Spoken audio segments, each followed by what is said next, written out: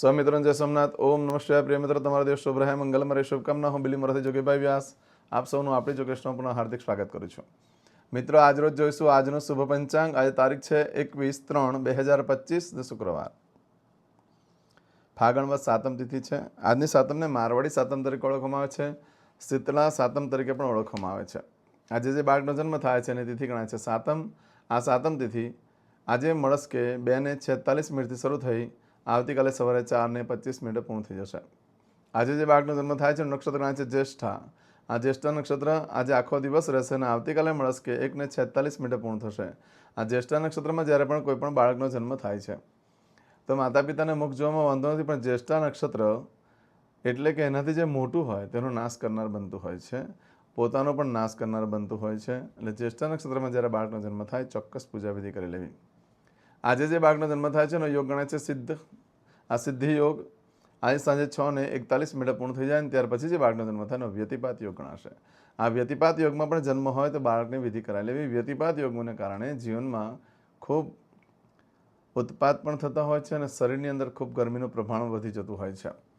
આજે જે બાળકનો જન્મ થાય છે એનું કરણ ગણાય છે વિષ્ટિ. આ વિષ્ટિકરણ આજે 3:39 પૂર્ણ થઈ જશે અને ત્યાર પછી જે બાળકનો જન્મ થાય એનું બહુકરણ ગણાશે. આજે જે બાળકનો જન્મ થાય છે એની રાશિ ગણાય છે વૃશ્ચિક. વૃશ્ચિક રાશિની અક્ષર આવે છે ન નહીં. વૃશ્ચિક રાશિનો સ્વામી મંગળ છે. આજે આખા દિવસમાં કોઈ પણ બાળકનો જન્મ હોય એ બધાની રાશિ વૃશ્ચિક ગણાશે. આ વૃશ્ચિક રાશિ 22 તારીખે મળસ્કે 1:46 પૂર્ણ થાય છે. એટલે ત્યાં સુધી જે બાળકોના જન્મ થાય બધાની રાશિ વૃશ્ચિક ગણાશે. રાશિ, તિથિ, વાર, નક્ષત્ર, યોગ, કરણની ચોક્કસ પૂજાવિધિ કરી લો, જીવન સરળ બની જશે. આજે જે કોઈ મારા સબસ્ક્રાઇબ મિત્રની વર્ષગાંઠ છે, મેરેજ એનિવર્સરી છે, એ બધાને મારી ઘણી ઘણી શુભકામના. તમારા જીવનમાં ખૂબ પ્રગતિ ઉન્નતિ થાય. ભગવાન શંકર તમારી બધી મનોકામના પૂર્ણ કરે હું સોમનાથ દાદાને પ્રાર્થના કરું છું. મિત્રો, આજના દિવસે સવારમાં ઉઠી આજનું સુકન કરી લો. આખું વર્ષ તમારું સુંદર વ્યતીત થશે. આજના દિવસે સવારમાં ઉઠી સુકન કર્યા બાદ માતા પિતાને વંદન કરીને જીવનનો આરંભ કરો તો તમારું જીવનમાં ઘણું મોટું પરિવર્તન આવી જશે. કારણ કે આશીર્વાદ એક એવી વસ્તુ છે જે ભાગ્યના લેખ બદલી શકતું હોય છે.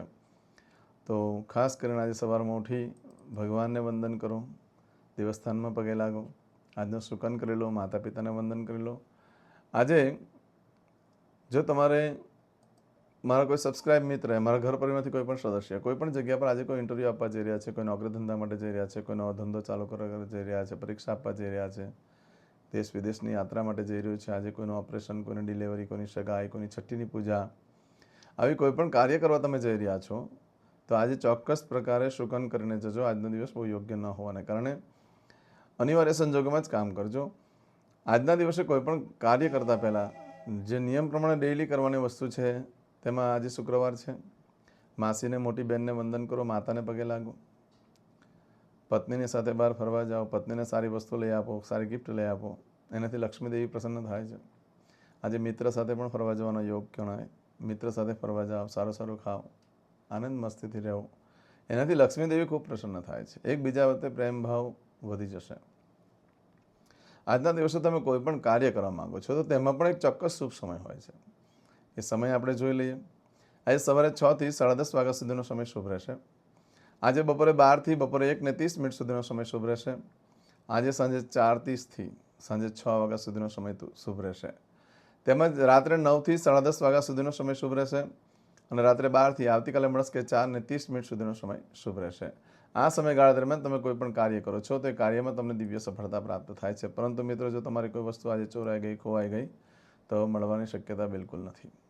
આજના દિવસે કોઈ પણ કાર્યનો આરંભ ન કરશો, ન કોઈ ખરીદી કરશો, ન કોઈ વેચાણ કરશો, ન કોઈ ઇન્ટરવ્યૂ. કારણ કે આજના દિવસે તમે જે કાર્ય કરો ને એ ખૂબ ચર્ચામાં આવી જાય અને મોટેભાગે ખોટી ચર્ચા થતી હોય છે. અને કોઈ પણ બાબત ઘટના ઘટિત થઈ હોય ને તેની 2 મિનિટ માટે સારી જે કંઈ બાબતો સત્ય ચાલતી હોય છે અને પછી એનું બહુ મોટું સ્વરૂપ આપી દેવામાં આવતું હોય છે. માટે આજના દિવસે તમે કોઈ પણ કાર્ય કરશો ને તો તમારી પર બધા દોષ લાગશે, તમને બધા આક્ષેપ મૂકશે, તમને દુઃખદ લાગણી અનુભવવી પડશે. માટે બને ત્યાં સુધી કોઈ નવા કાર્યનો આરંભ ન કરશો. આજના દિવસે નવા વસ્ત્ર પણ ધારણ ન કરશો. કારણ કે નવા વસ્ત્ર પહેરવાથી તમને મોટા સાહસ કરવાની વૃત્તિ આવશે, ખૂબ જલ્દી ધન કમાઈ લેવાની વૃત્તિ આવી જશે, જેના કારણે તમને બહુ મોટી આર્થિક ઠપાટ લાગી શકે છે, તમે દેવાદાર થઈ શકો છો. માટે બને ત્યાં સુધી આજે નવા વસ્ત્ર પણ ધારણ ન કરશો. આવું બધું જે ફળ છે એ આજે આખો દિવસ અને આવતીકાલે મળશે 1:46 સુધીમાં તમને મળે. એટલે આવતીકાલ સુધી સવારે 1:46 સુધી બહુ યોગ્ય સમય નથી. આજે કરશો આજનો સંકલ્પ, ચમચીમાં પાણી લઈ લો. અદ્યતન માસનમ માસોત્તમ પરમ પવિત્ર ફાલ્ગુન માસે શુભ કૃષ્ણ પક્ષે સપ્તમ્યાયામ ભૃગુવા સંવિત્તાયામ. હવે દરેક જણા પોતાનું સાચું નામ બોલી દો. તમારું ગોત્ર ખબર હોય તો ગોત્ર બોલી દેવાનું.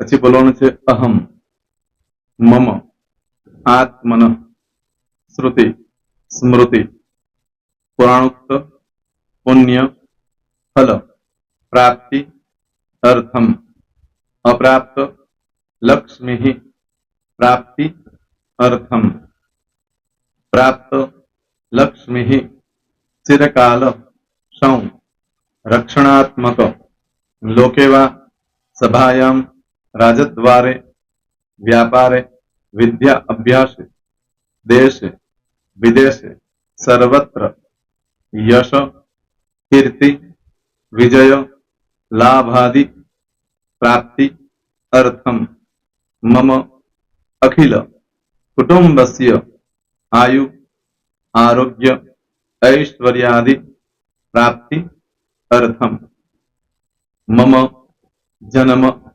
समय, तथा च विप्र, वृंदानां जन्म, समय, जन्म, कुंडली, मध्ये, स्थित, ग्रहः, गोचर, ग्रहः, महादशा, अंतर्दशा, प्रत्यंतर्दशा, तथा च योग, युति, दृष्टि, मध्ये, शुभफल, प्राप्ति, अर्थम, भय, रोग, शत्रु, बाधा, दोष, मारण, तारण, मंत्र, तंत्र, अरिष्ट, दोष, पीड़ा, निवृत्ति, अर्थम, भूत, प्रेत, पिशाचादि द्वारा रचित अरिष्ट, दोष, निवृत्ति, अर्थम, मम, सकल, मनवांछित फल. તમારા મનમાં જે કઈ ઈચ્છા હોય તે બોલી જવાનું.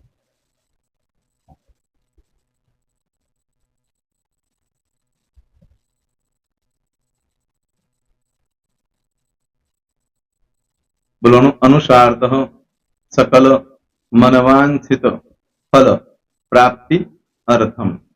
હવે જે બરકતની પૂજા વાળા છે એ લોકો તો આ બધું બોલવાનું જ હોય છે, એ લોકો માટે કોઈ સ્પેશિયલ નથી. પણ જે લોકોએ હવે જે કહું છું તે લોકોએ જ બોલવાનું, જેના લગ્ન થઈ ગયા હોય એ લોકોએ બોલવાનું છે. મમ દાંપત્ય જીવન મધ્યે સુખાકારી પ્રાપ્તિ અર્થમ પુત્ર પૌત્રાદિ સંતતિ પ્રાપ્તિ અર્થમ. આ સંતાન પ્રાપ્તિ વાળા માટે પણ આવી જાય છે એમાં. દીર્ઘ આયુ આરોગ્ય ઐશ્વર્યાદિ પ્રાપ્તિ અર્થમ. તથા ચ હવે જેના લગ્ન નથી થયા તે લોકોએ બોલવાનું. મમ જટટી વિવાહ યોગ પ્રાપ્તિ અર્થમ વિવાહ પશ્ચાત દાંપત્ય જીવન મધ્યે સુખાકારી પ્રાપ્તિ અર્થમ.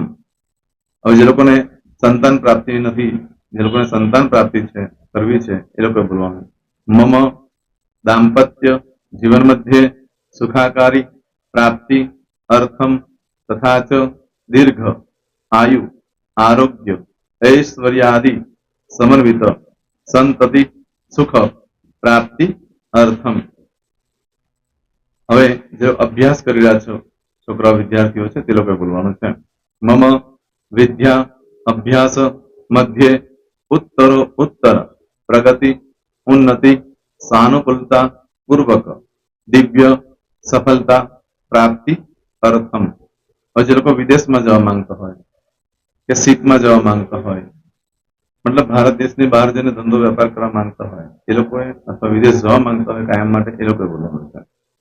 મમ જટટી વિદેશ ગમન યોગ પ્રાપ્તિ અર્થમ વિદેશ ગમન કાર્ય મધ્યે सानुकूलता पूर्वक दिव्य सफलता प्राप्ति अर्थम। आरोग्य वाળા બોલવાનું છે, જેને આરોગ્યની પૂજા આપેલી હોય એ લોકોને. એમ તો દરેક જણા જ બોલવાનું છે. બોલો મમ આયુ આરોગ્ય ऐश्वर्यादि प्राप्ति अर्थम।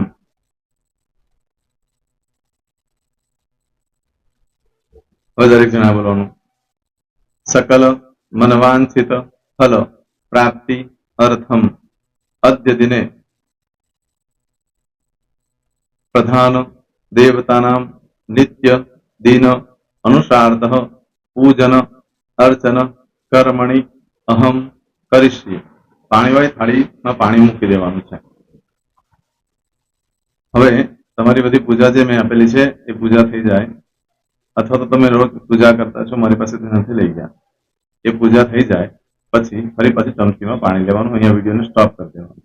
પૂજા પતે એટલે પાછું આગળનું કરવાનું છે. અહીંયા વિડીયો સ્ટોપ કરી દેવાનો અને પૂજા પતે એટલે બોલવાનું છે વિષ્ણવે વિષ્ણવે વિષ્ણવે નમો નમઃ વિષ્ણુ સ્મરણા सर्वम परिपूर्ण अस्तु। एतानि गंध पुष्प धूप दीप नैवेद्य ताम्र दक्षिणा प्रदक्षिणा सहित प्रणु मम सकल मनवांछित फल प्राप्ति अर्थम पूजन अर्चन प्रियतान नमम। पाणी मूकी देवानुं, पाछुं पाणी लेवानुं. पूजन अर्चन ब्रह्मार्पणमस्तु. नीचे जमीन पर पाणी मूको, एमां आंगળી ઘસી કપાળમાં તિલક કરી દો. કપાળમાં જમીન પર પાણી મૂક્યું છે એમાં. ત્યાર પછી ભગવાનને કહેવાનું કે હે પ્રભુ, આજે પૂજા કરતા કોઈ પણ પ્રકારની ભૂલચૂક થઈ ગઈ હોય તો અમને ક્ષમા કરજો. અમે તમારા બાળક છીએ.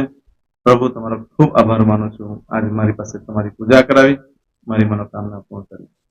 પ્રાર્થના કરી દો. જગ્યા પરથી ઉભા થઈ શ્રીનારાયણ ભગવાનને પાણી ચડાવી દો અને નિત્ય કર્મ જે કરતા હોય તે કરો. જય સ્વામિનારાયણ. તમારો દિવસ શુભ રહે. તમે અને તમારો પરિવાર સુખી રહે, સંપન્ન રહે, સુરક્ષિત રહે એ ભગવાન સોમનાથ દાદાને પ્રાર્થના. પ્રેમ મિત્રો, તમે મારા વિડીયોને લાઈક ના આપી હોય તો સૌથી પહેલા લાઈક આપી દો, અને ત્યાર પછી જો તમે મારી આ ચેનલ સબસ્ક્રાઇબ ન કરી હોય તો સૌથી પહેલા સબસ્ક્રાઇબ કરી લો અને બેલ આઇકોન ઓલ પર ક્લિક કરવાનું ભૂલશો નહીં, જેથી કરીને સૌથી પહેલા નવી વિડીયો જે કંઈ મૂકું એ તમને મળે. મિત્રો, કંઈ પણ મૂંઝવણ હોય તો મને આ નંબર પર તમે ફોન કરીને પૂછી શકો છો. મારો મોબાઈલ નંબર છે 9825546459. મિત્રો, કોમેન્ટ્સમાં જય સોમનાથ લખવાનું ભૂલશો નહીં. ફરી પાછા નવા વિડીયો સાથે મળીએ. ત્યાં સુધી સૌને જય સોમનાથ.